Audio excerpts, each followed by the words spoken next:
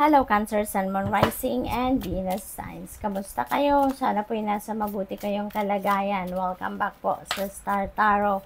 Kung bago kayo rito, welcome din kayo. Thank you sa inyong support. I truly appreciate it. God bless you all. Cancer, pauna mensahe ninyo ay 4-leaf clover. Ayan, great good fortune. Dito naman, napakaswerte ninyo. Hindi lang pati ito good fortune, but this is great. So, bonggang-bongga talaga kayo dito. Parang napakalaking swerte ang maaaring dumating sa inyo dito. And that could cover iba't ibang area ng buhay ninyo, hindi lang sa pera, no? Ang swerte ninyo, look at that. There is an opportunity or a windfall coming your way. So, posible na ang opportunity na to is financial opportunity, Windfall of money is super possible para sa inyo dahil meron din tayong great good fortune. So, yung pera na to ay maaaring dumating sa inyo na manggagaling sa different sources. You never know saan manggagaling ito, no? Hindi ito, for sure, hindi ito galing sa trabaho ninyo. Hindi ito galing sa kita ninyo sa negosyo or sa ninyo sa work, no? This is somewhere else, no? This is coming from somewhere else. This is a windfall. Bigla-bigla na lang tong papasok na pera sa inyo. So this is really beautiful. We have haystack karma. You will reap what you have sown. Ayan, karma is at play at this time. Napakagaganda ng mga energies ninyo, ng paunang energies ninyo. So, most likely, you've been siguro generous, in the past. Siguro napakalaki ng puso ninyo. Maybe you've been very helpful, supportive of other people. Kaya ngayon, yun din ang ibabalik sa inyo ng universe. Papaginhawain din kayo, no? What else? We have peacock, beware of great pride, no? Isang tabi nyo kung sa pakiramdam ninyo parang inaatake kayo ng pride ninyo. So, mas makakabuti na mag-iingat kayo dyan. Isang tabi nyo yan as much as possible kasi kapag ma-pride tayo, parang hindi naman nakakatulong, hindi naman nakakaganda ng buhay natin yan, hindi ba? We have bell, there is an announcement coming your way. Maaaring related ito sa pamilya. Meron akong naririnig na related sa baby. So, siguro meron paparating na baby or maybe ang iba sa inyo nagbubuntis na. Kaya i-announce nyo na yan. So, posibleng ganun ang ganap dyan. Or it could be anything. No, it could be anything na announcement na. It could be related to your career or trabaho or negosyo. So, we have staff. You will be taken care of in difficult times. Kaya you have nothing to worry about. Okay? Parang guaranteed ito sa inyo na ina-assure kayo ng Divine Universe na you are protected. No? Lalong-lalo na pagdating sa mga difficult and challenging times, nandiyan sila, no? Para sa'yo, tutulungan ka nila. We have firecracker, excitement. Yan, mai-excite kayo dito. Sinong hindi mai-excite dito sa great good fortune at sa opportunity and windfall na parating, hindi ba? Maaari din na may mga events kayong pupuntahan dito or mayroon kayong mga i-host na okasyon and there will be excitement, no?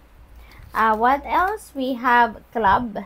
Someone will try to make you do something against your will. Ayan, Cancer.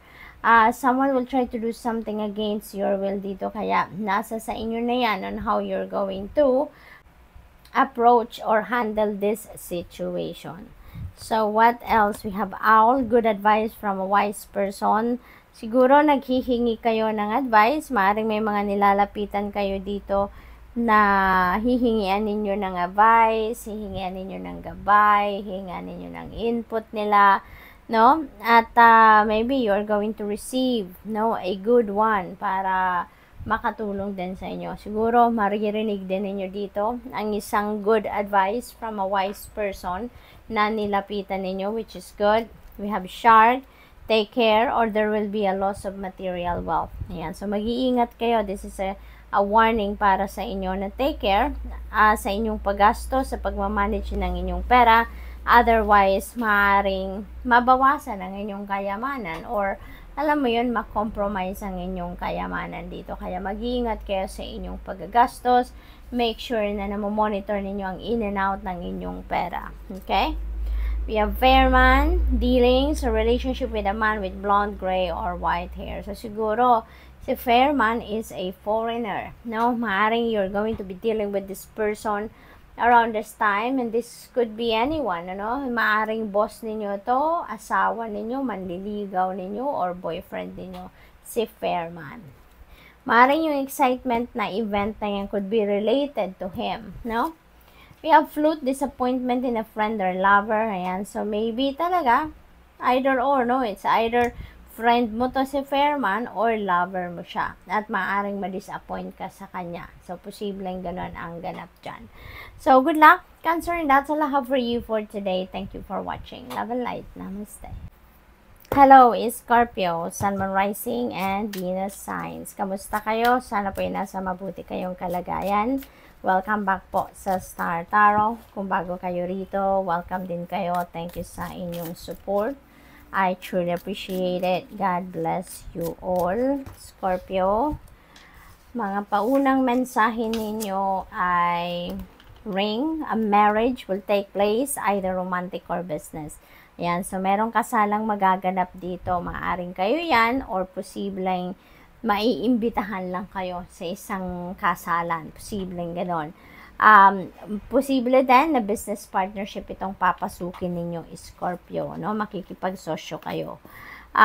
Temporary situation. Merong temporary sitwasyon. Well, everything naman is temporary, hindi ba? Wala namang permanente sa mundo. So, everything is temporary. Everything changes in a second. Kaya kung ano man itong sitwasyon na to, posible na since merong tent tayo, so posibleng yung shelter ninyo, no, nasa temporary shelter kayo. Maaaring nakikitira kayo, nag-apartment muna kayo, nagrarenta kayo, maaaring gano'n ang sitwasyon dyan. We have money path. A path with money is waiting for you to find it. This is really good. Napakaganda nito na opportunity na naghihintay sa inyo. So, it's all up to you now on how you're going to find this money path. No? Merong nagbubukas na bagong pinto para sa inyo na pagkukuhanan ninyo ng income. So, we have the energy of the dog, protection from a powerful friend. Ayan, yung powerful friend na to, maaaring mga professionals ito na hinihingian ninyo ng ito ng advice, professional opinion, professional advice, something like that. Okay? What else for Scorpio? We have ink pot, problems to be resolved. Ayan. So, ito naman, na problems to be resolved na to, maaaring ito ay related sa marriage or related sa business, no? Since kakalinyada niya yung energy na yan. What else? We have carrot, opportunity, or windfall. Ayan. So, beautiful. Pagdating naman sa opportunity, this could be financial opportunity dahil yung windfall na to could be windfall of money. So, posible na merong parating na pera sa inyo dito. No? Hindi ito galing sa trabaho ninyo. Hindi ito galing sa pinaghirapan ninyo. This windfall of money could be a win. This could be a gift. This could be something na siguro pinautang ninyo in the past at maaaring meron ng lumapit at magbabayad. We have dog, close up, pleasure with a close friend. Ayan, so siguro lalabas kayo ng isang kaibigan, magbabanding kayo at this time, mag-unwind. And that could be a younger woman, no? Na makakasama ninyo. So, you're going to be dealing with a younger woman at this time.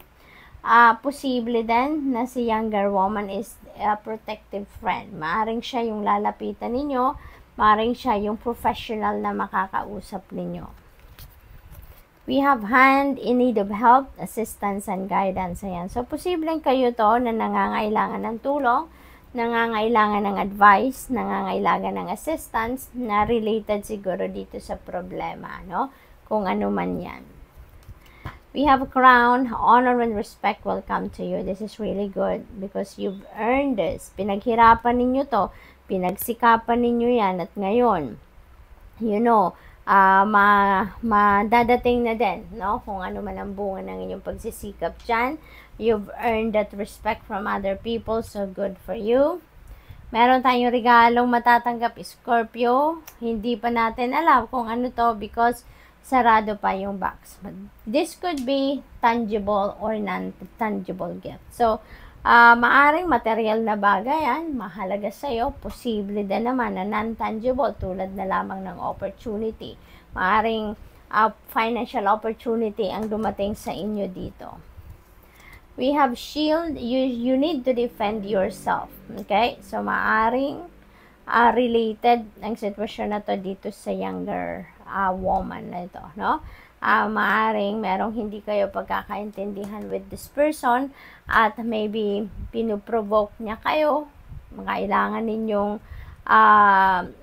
depensahan ang inyong posisyon sa trabaho, depensahan ang inyong sarili, depensahan ninyo ang inyong opinion, yung inyong stand sa kung ano mang subject ang pinag-aawayan dyan or hindi pinagkakaintindihan. So, it's all up to you. Use your own judgment and discernment on that situation. Kung kailangan ninyong harapin yan squarely, go for it, okay? So, good luck.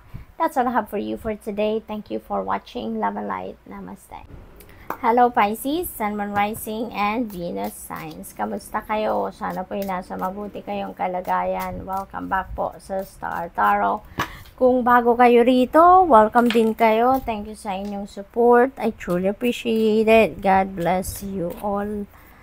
Una mensahe ni Pisces, yung tumalon. Tingnan natin, we have Rose. Wow, romance is in the air. Napakaganda nito pagdating sa relationships. Maaring kung single kayo, baka ngayon na yung pagkakataon na makilala ninyo na si person, or kung nasa relationship naman na kayo, maaring ngayon siguro meron kayong celebrate na milestone ng inyong relasyon, kaya medyo extra sweet, extra romantic yung person ninyo sa inyo. We have Lobster, financial pinch. This is a warning para sa inyo na be careful with your spending, be careful with managing your money dahil baka nagkakaroon na ng imbalance dito, no, yung inyong kaperahang aspeto.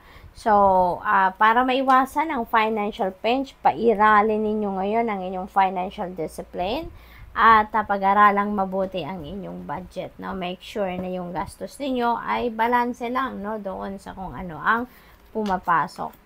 We have Mice, discord among friends or family. Ayan, may hindi kayo pagkakaintindihan siguro with kaibigan or with kapamilya, no? Kaya medyo may hindi kayo, maring hindi kayo nag-uusap, nagdiskusyon, as in, naghiwalay talaga kayo ng landas sa ngayon. What else? We have Star. There is guaranteed success na naghihintay sa inyo, which is really good.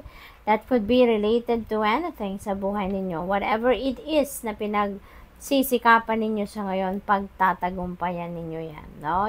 There is a guaranteed success. So definitely, your hard work is going to pay off. We have facts, shrewdness, and resourcefulness, especially in business. Ayan. So, ito naman, related naman ito doon sa inyong negosyo. Kung meron kayong negosyo, maaaring ito yung kulang sa inyo. Ito yung ang tawag dito, ito yung missing ingredient, kumbaga, no, yung pagiging shrewd and resourceful ninyo. We have Angel, spiritual guidance, protection from harm. This is really beautiful kasi divinely guided kayo, no? Divinely guided kayo. You are spiritually guided dito and protected, kaya wala kayong dapat na ipag-alala. Napakahalaga lang din na papel ninyo dito is for you to listen to your intuition at all times dahil ginagabayan kayo ng divine universe dyan. So, what else for Pisces? We have coins. Money will be coming to you. Okay? Napakaswerte din ninyo pagdating sa pera kasi meron darating na pera sa ngayon. So, merong dadating na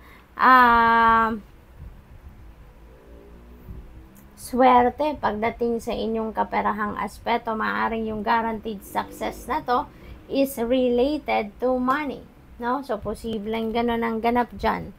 What else? We have money path. Ayan, ang swerte talaga ninyo. Meron naghihintay na money path sa inyo sa ngayon for you to find it. Kaya, Since divinely guided kayo, make sure that you follow, listen your intuition, kasi yung intuition natin, nandiyan pumapasok ang divine guidance, nandiyan pumapasok yung impormasyon natin na kailangan nating malaman to guide us on how we're going to navigate our situation, okay? We have dogs, close up, pleasure with a close friend. Ayan, siguro lalabas kayo ng kaibigan, mag-unwind, magbabanding, no? So, good luck to that. We have November. Tapos na siya. Hindi pa. Parating pa lang kasi ano nga mo dyan, July. July pa lang. So, parating pa lang si November. Maaaring meron kayong plano dito na gagawin or merong importanteng mangyayari sometime in November siguro, no? Maaaring may ine-expect kayo na gagawin sometime in November. So, what else? We have wind chimes, peace and harmony. Alright. So, peace and harmony. Finally, magkakaroon na kayo dito ng kapayapaan. Magkakaroon na kayo dito ng harmonious relationship with someone. So, this is really good. What else? We have tiger doing something risky or taking a chance. Pisces. Maaring ang iba sa inyo dito is going to come out na of your comfort zone, ano? Maaring sa ngayon, maglalakas ng loob na kayo na gawin ang mga bagay na dati ay takot kayong gawin. Maaring ngayon, you are ready to expand, and you are ready to evolve, you are ready to grow na as a person. So, good luck. That's all I have for you for today. Thank you for watching. Love and light. Namaste.